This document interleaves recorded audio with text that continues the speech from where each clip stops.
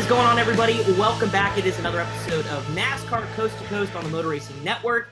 This week, it's on the road. We've got two different locations for you here on this week's episode. Of course, my name is Chris Wilner, MRN Pit Reporter, live from Sebring International Raceway, the Mobil 1 12 Hours of Sebring going on, so I've got some work commitments. So I'm down here in sunny Florida. Opposite end of the spectrum, Kyle Rickey, MRN announcer, back up in Connecticut, where it looks to be a little colder than the nice and sunny 80 degrees that it is here in Sebring. Rick, how you doing this week? I am well. I was just thinking this. We are always in two different places. You're just in a different place than usual. That is true. I'm typically used to the comfy confines of our Motor Racing Network studios in Concord, North Carolina. But yeah, on the road this week. Once a year, this always happens that a Wednesday always falls when I'm in Sebring. So happy to be here, though. It's exciting. Of course, we actually have a couple NASCAR Roots racers taking part in the Mobil 1 12 Hours of Sebring weekend. So we'll get to that in a little bit. But Rick, you got back from the West Coast, Phoenix Raceway this past weekend. How was your trip to the desert? I know it's a long one, but some good racing out there as well. We had a little bit of everything, including, well, the one thing I think we didn't have that everybody else had was the time change. Arizona doesn't do that. But other than that, we had, an 82-degree day on Sunday, a windy 70-something degree day on Saturday, and then we got rained on Friday night at the end of the ARCA race. So saw a little bit of everything. We landed in the middle of a torrential downpour on Thursday. So fortunately, that all cleared out in time for race time. But yeah, a great race weekend at the Phoenix Mile, a sold-out crowd on Sunday, and three great races, to top it all.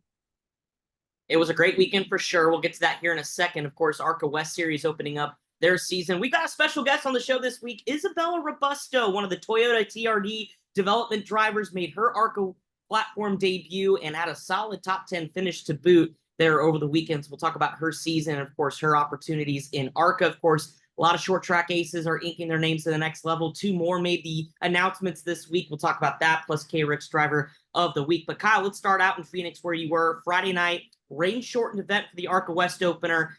Unfortunately, it didn't go to the end because I think we would have had a really great race, but there was a lot of action going on in the early part of the race, but William Sawalich avenged that last spring disappointment with the win. What'd you think of his performance? Oh, he was the car to beat for most of the day. Practice, qualifying, started on the pole, led a majority, if not all of the laps. 115 of the 150 were actually completed. He had his hands full, though. Young Gio Ruggiero making his ARCA Menard Series platform debut as well. Hung there right with him for much of the event. Opened a lot of eyes, I think.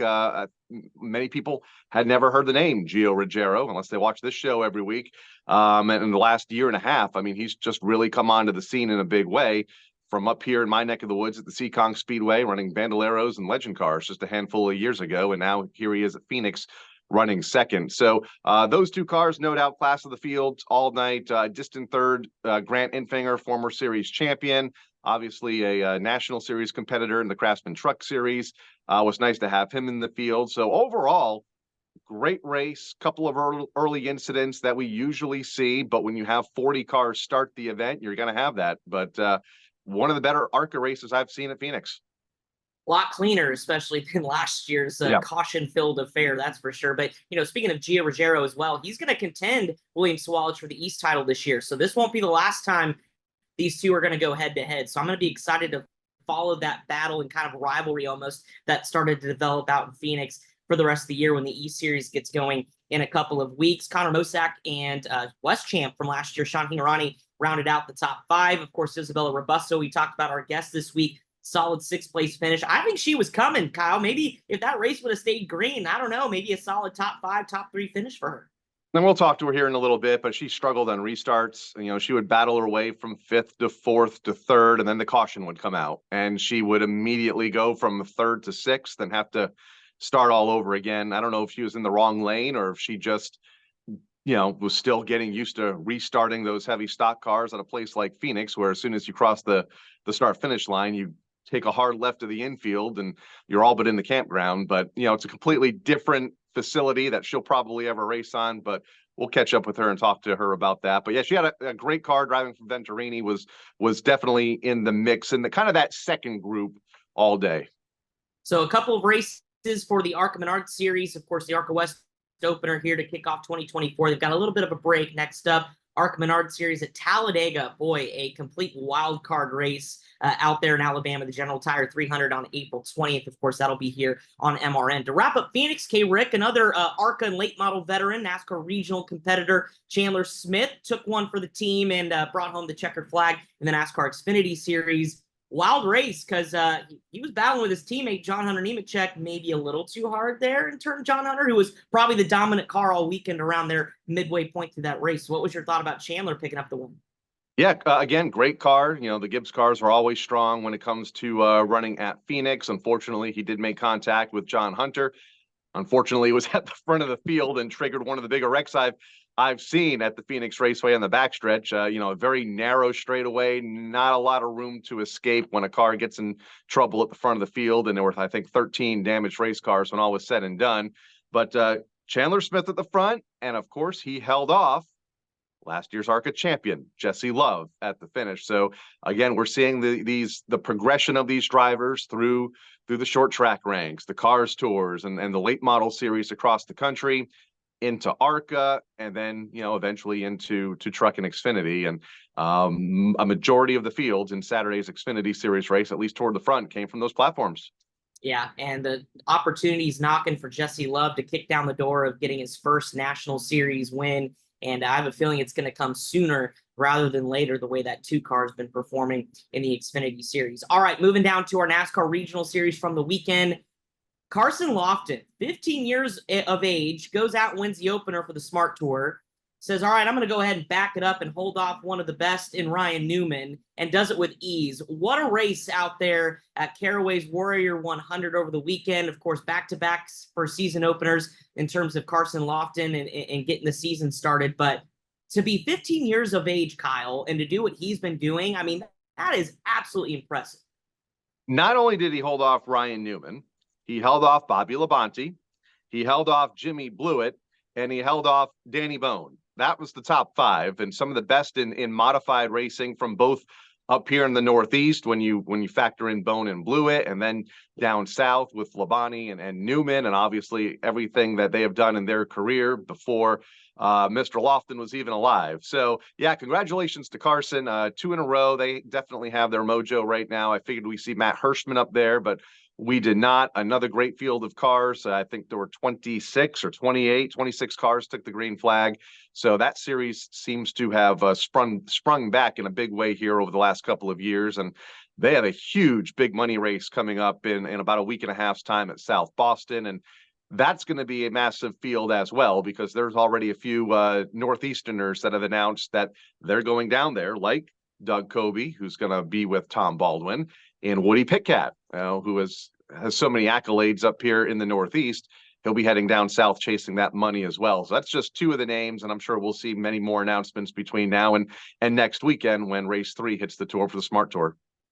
That's right, March 23rd at South Boston, the Pace-O-Matic king of the modifieds. And yeah, Tommy actually went on social media and said, watching this Carson Lofton kid win all these races, that's got the itch to get the old 7NY out of the garage and go try to steal some money. But then you mentioned money. You got big money Matt Hirschman, and you know he wins all the big money races. So it's been a little bit of a quiet start in terms of his side on the Smart Tour of things, not maybe picking up a win yet, but could turn things around for sure when we go to South Boston next week. And Ryan Newman, 10th to 2nd. He sits 2nd in points. So it's going to be a good battle, kind of young versus old, and kind of the new changing of the guard there in terms of modified racing in the Smart Tour. So good stuff over there. And K-Rick, we had a great race to kick off the, I guess it was the end of Speed Weeks for Southern National and the Cars Late Model Stock Tour. They kicked off their season this past weekend, again at Southern National, and it was 10th series win for Carson Kvapil and Junior Motorsports number 8 car. But great race and some new names and some different faces up near the top 10 as well. So let's dive into that. What'd you think of the race on Sunday because of Mother Nature forcing us to run on Sunday? I kind of like that we ran Sunday. It seemed a little bit more traditional. Yeah, absolutely. The Speed Week there at Southern National lasted a day longer than originally planned. Another good race, 30 cars. You know, you can't complain about that. Carson Kvapil, I think no surprise there that he was at the front most of the day and picked up his 10th win on the tour. Connor Hall, he's had a heck of a 10 days or so 3 wins, I think, finished in the second spot for Nelson Motorsports, ran well. Brent Cruz, I think we first, he came onto the scene at, I think, Watkins Glen last year was the first time that we really covered him on the Motor Racing Network. And he's continuing to make a name for himself, not just on the road courses, but on these short ovals as well with the Cars Tour. He had another good run and I think gained the most spots or led the most laps and then faded to 6. So was at the front of the field and then faded late, just outside of the top 5. So those are just some of the names that caught my eye during the course of that event. And, Cars Tour, I guess, is officially kicked off now for both series. It has. They'll be back in action, the late model stock side of things on March 23rd. So next weekend at New River All-American Speedway in Jacksonville, North Carolina. But this win for Carson Kvapil, huge, Kyle, because he's going to miss a late model stock race, at least one, when he goes and takes part in the NASCAR Xfinity Series, making his debut for Junior Motorsports in Martinsville in April. So he's done it before when he won the championship in 2022. I believe he missed a race, maybe for that Truck Series event. So, I mean, I guess it's not a hampering thing, but if you're you need to obviously rack up the wins, and he's obviously doing the right thing by getting one early. Yeah, get one early, but try to build a cushion. Hard to after one event, but he'll have another shot here in a couple of weeks' time, about a week and a half or so. And then maybe another event before that April date when he's in Martinsville. So, but then he'll be playing catch up. You don't have a lot of races here at the beginning of the year to build that cushion. So it could be fun to watch him, play catch up during the summer months and try to claim another Cars Tour title with that one missed race. And you talk about his success. Well, coming into the season, all eyes on his challenger, Brendan Queen, struggled 19th for Butterbean. And so obviously it's been a big week for him. We'll get to that in segment 3, but kind of dug himself a little bit of a hole to start the 2024 season. So we'll see if he can make a rebound coming up next week at New River All-American Speedway. All right, we've got our guest of the week, Isabella Robusto, standing by on the flip side of this break. So we'll step aside real quick and come right back to talk to Isabella Robusto, a solid 6th place finish at the start of her ARCA career. It's coming up next here on Coast to Coast on the Motor Racing Network. For 3 decades, Racing Electronics has been the #1 choice for scanners, headsets, and all race day communications needs. Racing Electronics provides the ultimate fan experience for the ultimate NASCAR fan. Hear uncensored communication from every team in the race with a scanner from Racing Electronics, or tune into the MRN radio broadcast. To learn more, visit racingelectronics.com today. Be race ready, be RE equipped.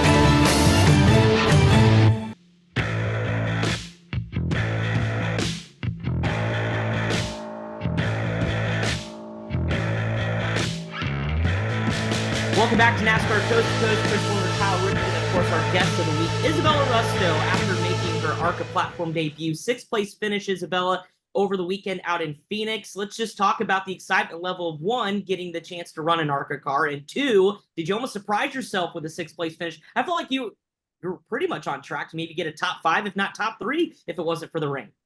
Yeah, I think overall it was a pretty good weekend. When I got out on track, I was kind of shocked of where we were speed-wise right out of the bat. I think that being on the sim and kind of all of the prep work that I had going into the weekend made it pretty easy to get up to speed and learn the car. And it had been a couple years since I'd been in an ARCA car, and even then it was only for 30 laps total. So I felt really good about kind of where we fired off, and I think we definitely had a top 3 car at the end of the race if we didn't get cut short from the rain. It was definitely way better on a long run. And we talked yesterday kind of in our debrief meeting and figured out speed-wise we were definitely getting faster at the end of after 30, 40 laps. And we were definitely one of the top 1 or 2 cars at the end of the long run. So kind of wish that we didn't get the race shortened from rain, but overall I think it was a really solid weekend, and I kind of took away what I need to learn for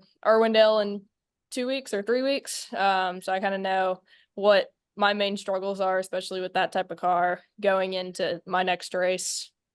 You mentioned the sim. How close is it, and what didn't equate to what you had learned on the sim when you were behind the wheel of the race car in person on Friday? So obviously you can't simulate everything in racing, so there's just way too much. But overall, I think that the main differences are kind of the braking was what I found to be the biggest difference, but visually I felt like my marks in my line were very similar, and I got pretty good at doing the sim last year when I was out of the car and wasn't able to get into a race car. So I spent a lot of time on the big sim and just learning how to kind of work on the adjustments and the setups with the team on that. I felt like we fired off pretty good. I think we were probably about 85% where we needed to be at the start of practice, and I ended up only getting 10 laps of practice in before we qualified. So I think that made it really helpful for when we got to Phoenix. I already feel really good about where we are for Irwindale and Kansas and the rest of my tracks that I'm going to.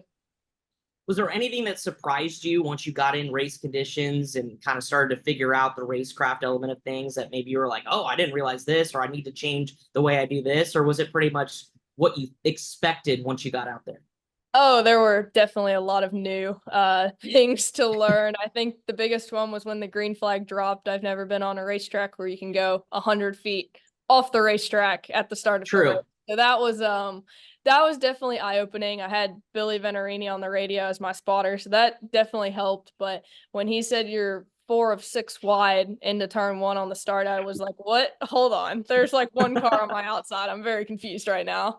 So that was definitely kind of eye-opening. I definitely got way better by the end of the night when I realized, oh, I can also go 100 feet off the racetrack.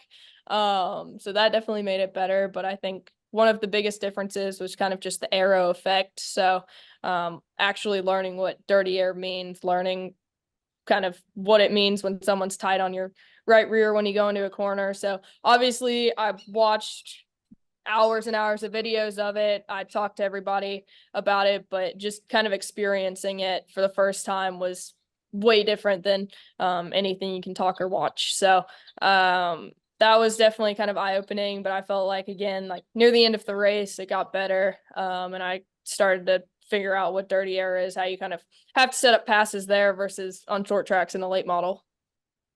A lot of strong points. You were as high as third, I think, at one point there over one of the green flag runs. Was the weak point the restarts?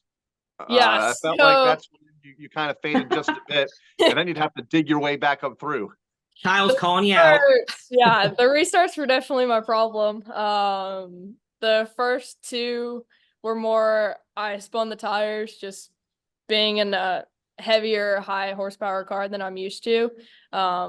I was a little throttle happy on the first one and a little bit on the second one, but just figuring out how to get through the gears as well. I've never been able to just kind of knock it into gear. I've always had to use a clutch with everything I've raced. So kind of learning the technique of that and not giving up so much time between shifts was a big thing that I felt like I got better at near the end of the race. But I think restarts and getting through the gears is definitely the top thing that I need to work on going into my next races. But felt like once we got green, I was able to kind of get into a rhythm, and I kind of used that first 75, 80 laps before the break just to learn as much as I could. I fell back to 9th there on the start, so had to pass some cars and work my way back up through the field. So I felt like I learned a lot there. And then once I did get into third for those last 35, 40 laps before the break, I felt like I could just kind of get into a rhythm and work on the tools in my car. And even though my car was fine, just learning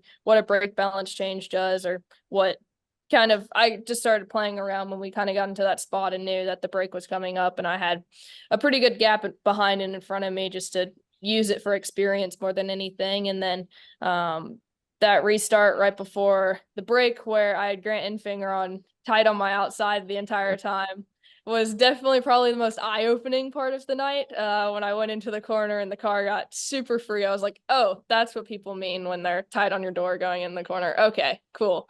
And it kind of, I used that to my advantage on a different car later in the race. So it definitely helped. But I would definitely agree that the restarts were the struggle point of the whole weekend. Well, it's all about the learning process. So you take what you learned there and you apply it to the next one. And that's kind of the evolution of a race car driver. But obviously a great start to your 2024 season, but let's take a step back, because 2023 was a roller coaster that I know you didn't plan for, and kind of your whole career kind of got turned upside down. That big crash earlier in the year sidelined you for a little bit. Just how difficult was last year getting back into the car, behind the wheel, and then, of course, obviously setting yourself up for this year? Last year was extremely difficult. In the start of April, I got a really bad concussion, for anyone that doesn't know, and it sidelined me basically all the way until January for speed weeks in the pro. And it was just really hard because of all the unknowns. Concussions are one of the most unknown injuries. Everybody's different. There's not a timeline for it, so you can't really expect anything out of it. We just didn't know. So working through that, it was definitely really difficult, both mentally and physically, to get through that. And then not knowing at times if I would even be able to get back into a race car, just because it was so difficult to do like everyday things, yet alone get into a race car. That wasn't even a thought kind of at the start. So I'm super thankful for all the support that I had. Like my family and my friends helped me get through a lot of it. And then everyone at Toyota was a huge help too, on the medical side, recovery, kind of figuring out the plan that I needed to have to get back into the car. It involved a ton of sensory stuff, lots of recovery, lots of physical therapy, just to kind of work to get me back healthy enough to where I could get into the race car. And then once we could, I felt like one thing in racing that you can't really simulate is just having that race, basically physical ness, and getting back into the seat, working out in the seat, just going practice after practice, just doing a bunch of long runs just to get my body back used to kind of the G-force and how mentally tough and focused that you have to be in the car. So I felt like in end of December, start of January, when we started to do that, I definitely kind of saw the light at the end of the tunnel and knew I would be able to get back into the car and race. So when Speed Weeks came in February, I felt really good about going down there, and we ran pretty good. I think we had 5 out of 7 nights were in the top 5. So felt pretty good about that. And just more importantly, felt good and healthy, making it 9 nights of racing in a row without any symptoms or anything. So 2023 was definitely a struggle in many ways, but I'm super thankful to be back in the car, and it's great to be back racing now for 2024. Yeah, I was going to ask you about Speed Weeks and how you would kind of summarize it. There was one night where you were battling for the lead. I think you jumped the start, got black flags, went to the back, and before you know it, you were driving your way back up through the field and had a pretty decent finish. That was just one of the nights that I can remember, but it seemed like a pretty successful time down there, both on the racetrack and obviously, physically, everything worked out for you as well back behind the wheel.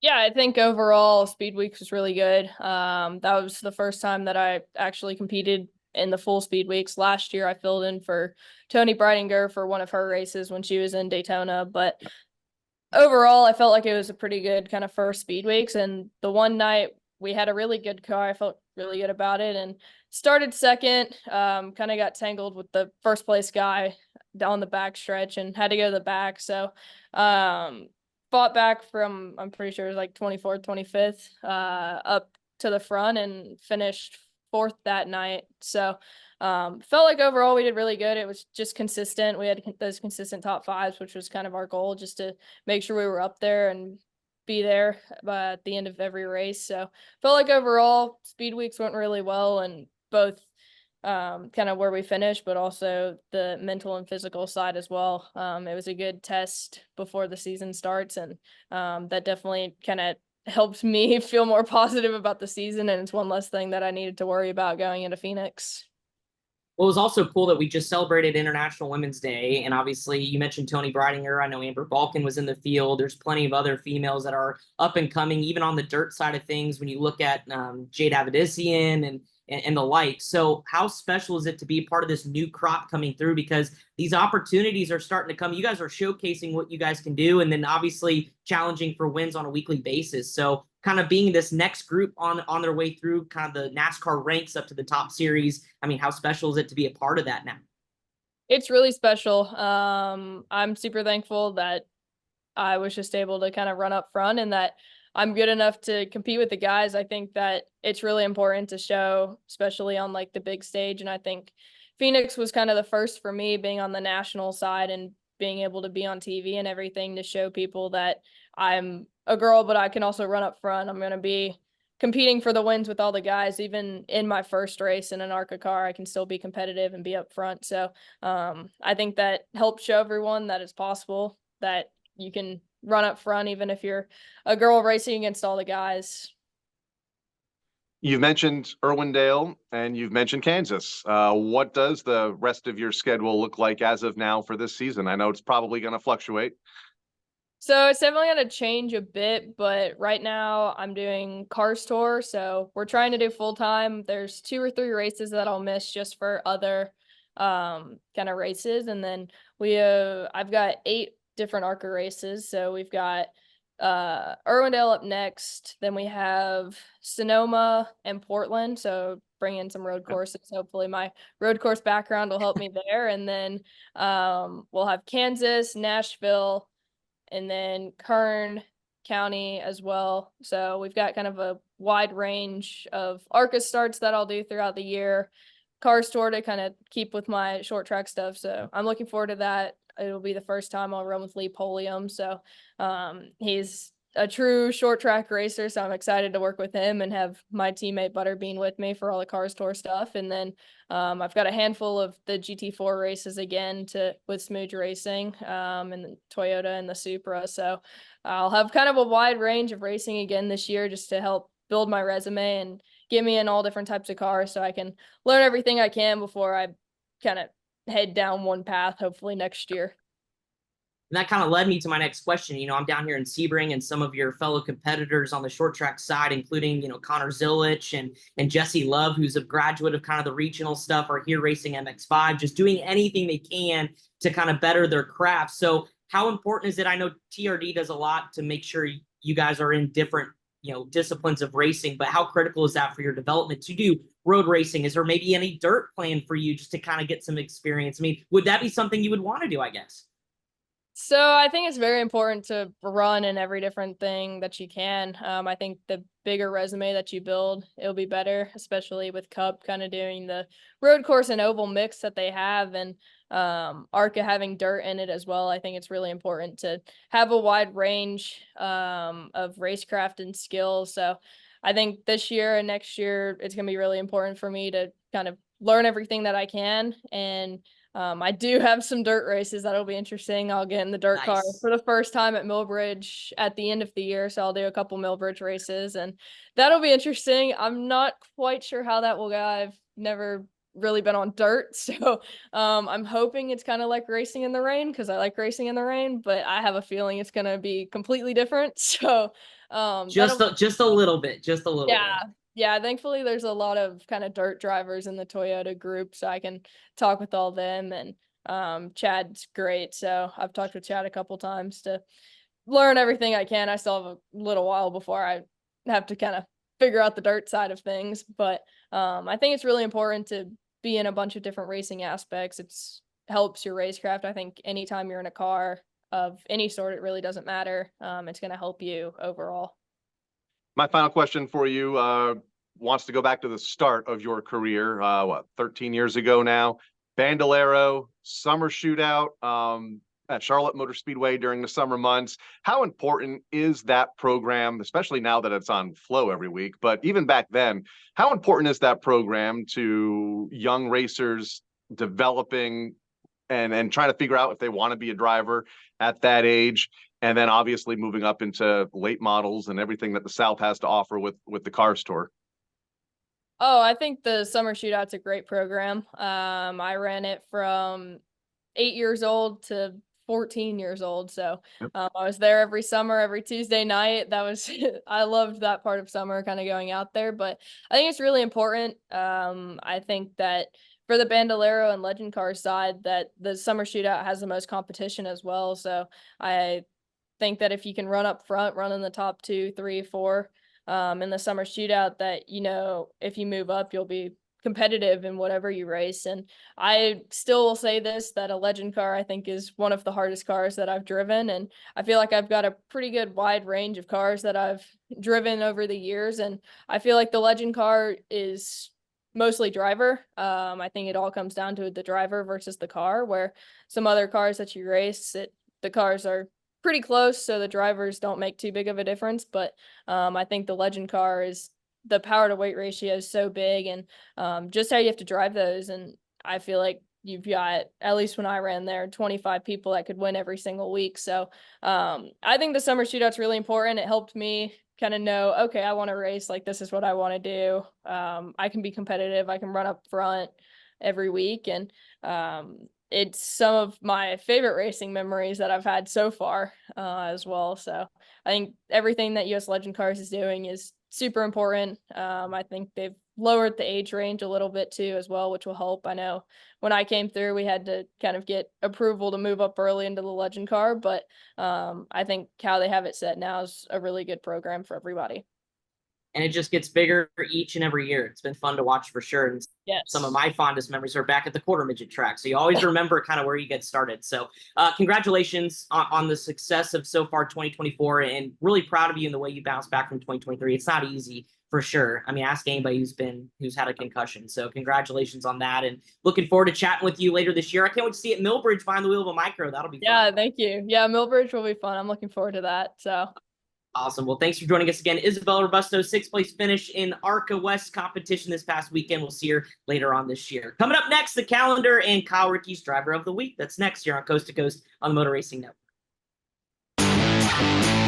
For 3 decades, Racing Electronics has been the #1 choice for scanners, headsets, and all race day communications needs. Racing Electronics provides the ultimate fan experience for the ultimate NASCAR fan. Hear uncensored communication from every team in the race with a scanner from Racing Electronics, or tune into the MRN radio broadcast. To learn more, visit racingelectronics.com today. Be race ready, be RE equipped.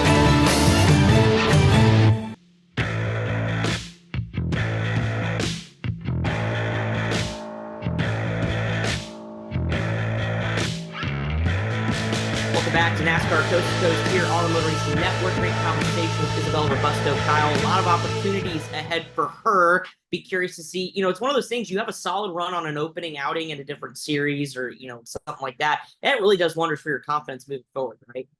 It does, especially when she hasn't really been in the race car much over the last year because of that injury we had talked about with her. First time that she's really been on a national platform, national television, national radio, had all the attention in the garage pre and post race with one of the legacy teams of the series. So she made best of it, top 5 much of the night, finished in the 6th spot. Now we'll see if this can continue into her next event at the Irwindale Speedway here and coming up next for the West Series.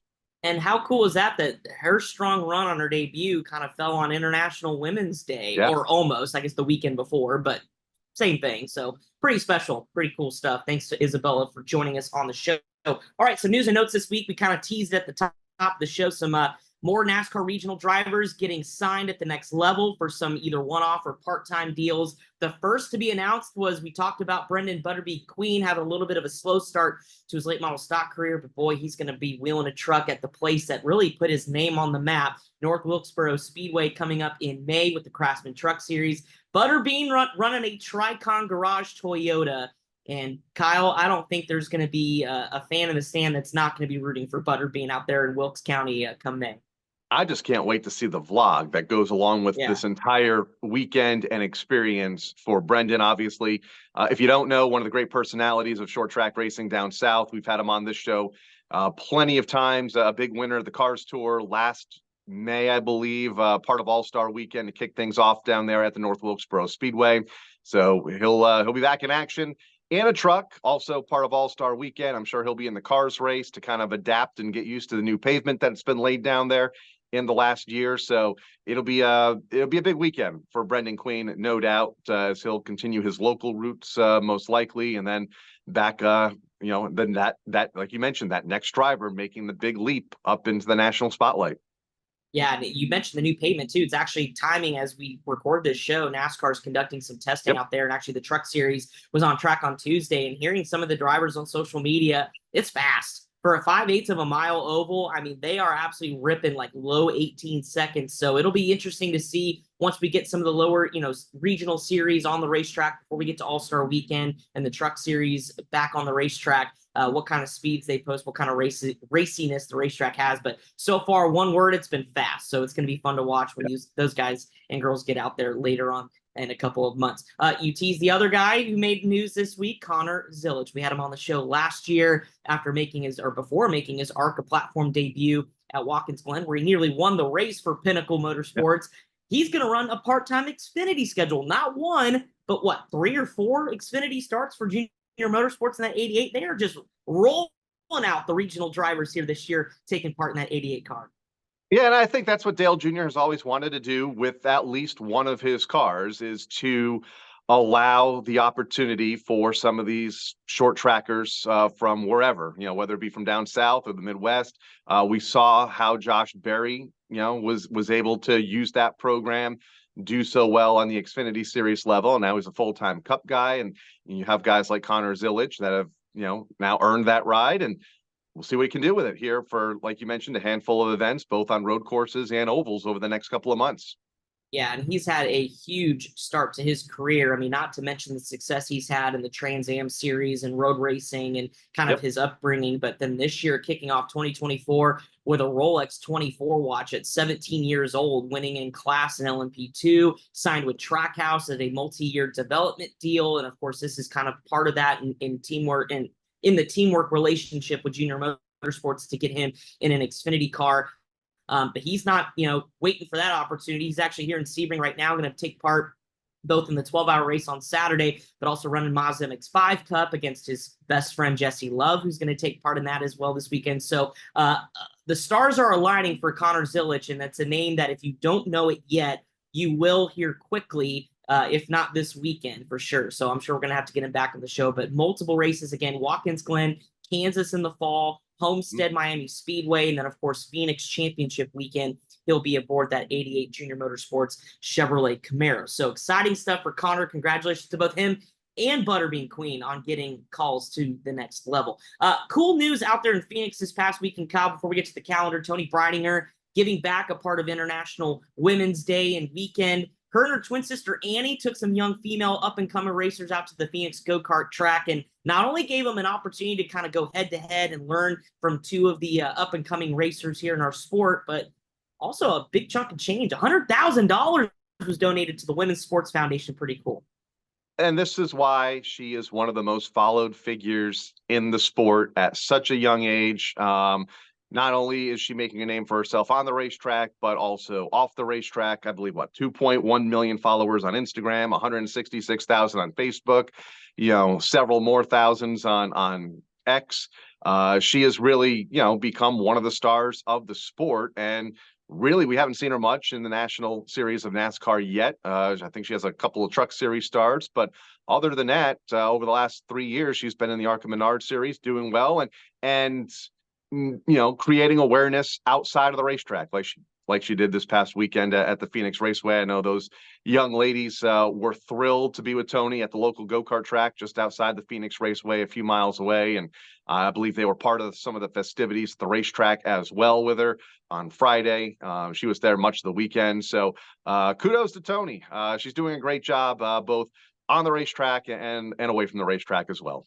100% busy with obviously also as well being involved with Victoria's Secret and her commitments to that. So bouncing around the country, taking part, but cool to see her get back. And yeah, she's got like 2,900,000 and some thousand followers more than I do. So I'll never catch her. It's fine. Congratulations, Tony, on all your success and pretty cool stuff from the weekend. Okay, speaking of the weekend how about the weekend that is coming this weekend? Of course, down here in Sebring, I know, Kyle, there's some short track action going on across the country, starting with the 48th annual Hardee's Rattler 250 weekend at South Alabama Speedway. The newly branded UARA National Series was SRL National, kind of went under a rebranding over the offseason. $25,000 to win on Sunday for the super late models. Bubba Pollard, defending winner and two-time champion, is in the field. I haven't seen Ty Majeski enter yet. Could be a late entry. Maybe so, maybe not. But what do you think about this weekend? It's kind of the we talked about the World Series of Asphalt and kind of that kind of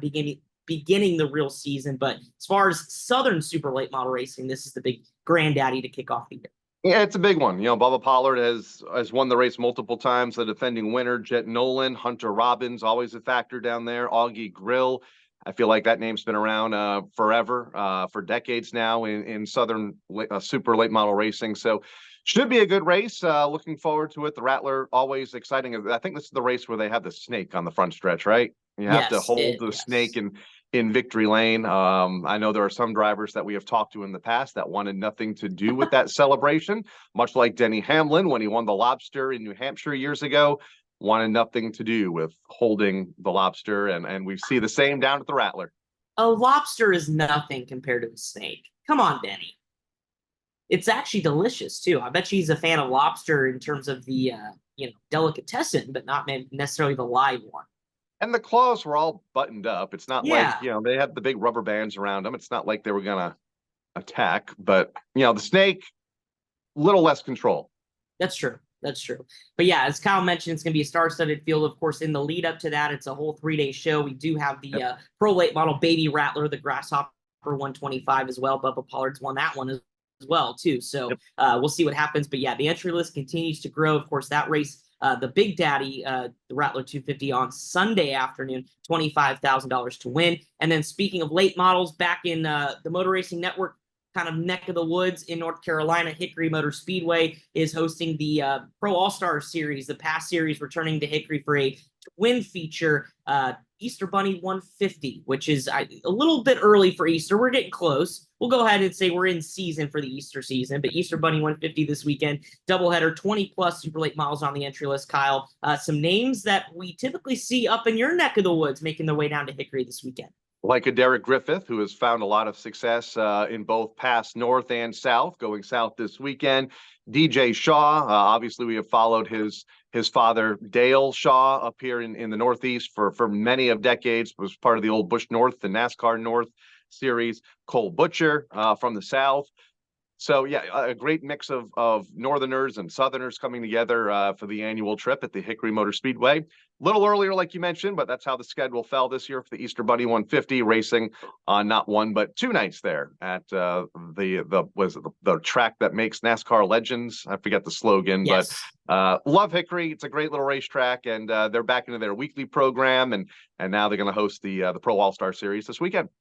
Yeah, that track's gone through some upgrades as well. I saw Landon Huffman tweet about the new bathrooms and some of the infrastructure upgrades that Hickory's had over the course of the offseason. So they've had a good start to their year as well. Still working on the car counts, but I know those will grow as the year continues to move on. All right, K-Rick, before we let everybody go, we've got our driver of the week, our K-Ricky driver of the week. Who do you have your eye, or who did you have your eye on this week that takes the title for this week of March? I mentioned him earlier in the show. For the first time this year, not a winner, but he finished second. Ooh.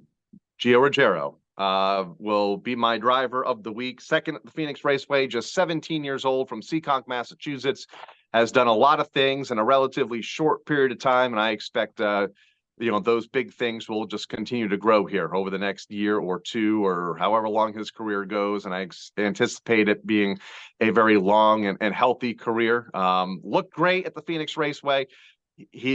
It didn't look like it was his first start in that platform on that size racetrack. Looked very comfortable out there, and it was fun to watch. So he's going to be my driver of the week. We'll give it to one of the New Englanders. Well deserved. No bias there from K-Rick up there in Connecticut. Not at all. Well, no, certainly well deserved, and looking forward to seeing him tackle the ARCA East season here in 2024. All right, don't forget, MRN is your home this weekend for all things tough trucks of NASCAR. The Weather Guard Truck Race, night race at Bristol, coming up Saturday night, 7:30 p.m. Eastern Time, will be on the air. The Motor Racing Network will have flag-to-flag coverage of that. Looking forward to see the trucks back on the concrete here twice this year, beginning this weekend. So Bristol is back, baby. The concrete is back, and can't wait to see the trucks and see who picks up the checkered flag coming up on Saturday. Kyle, have yourself a great weekend, my friend. Wish you were down here in sports car country with me this weekend, but you got anything excited planned? I'm going to watch you do the 12 hours. Probably not all 12 hours, though, because No. I will also be, and don't make fun of me, at 90s Con this weekend here in Hartford. Well, I'm not going to make fun of you because you're going to see a couple of my favorite actors from Boy Meets World, so that's Right. pretty jealous. Make sure you get me an autograph to Chris Wilner. Okay. You got it. Anyways, thank you so much, Kyle, and thank you so much, Isabella, for joining us on this week's episode of Coast to Coast. For our producer, Pat Jaggers, my name is Chris Wilner. We'll see you next week where we talk all things NASCAR Regional. Have a good one.